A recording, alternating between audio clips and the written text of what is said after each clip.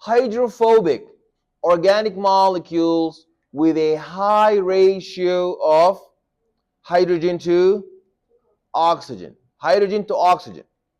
So now let's look at how the lipids look like. Lipids are like a three-headed beast known as the glycerol. There we go. Like I was saying earlier, if you look at something like that, you don't need to know that's palmitic acid. You don't need to know that's stearic acid. You don't need to know that's linoleic acid, but you need to know that's a lipid. That is because it has a very long chain of carbon, hydrocarbon. This is not a nucleotide. This is not an example of a protein, and this is not a sugar. This is a lipid. So what is the lipid made up of? It's made up of a three-headed glycerol connected to three tail, not tails. These are triacyl glycerol. Look at here. Glycerol donates OH, and the OH donates a hydrogen, and both of them make up what? And then they bond. You see the bond? You see the bond? Do you see the bond? So now this is an example of a triglyceride. We have synthesized it. We have synthesized it by removing water. We have synthesized it.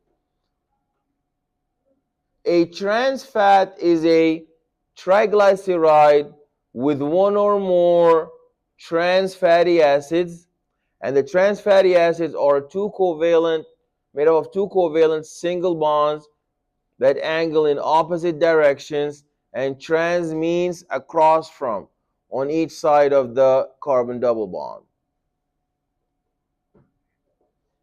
If you look here, you have trans and cis on opposite sides. Phospholipid means it is similar to triglycerides,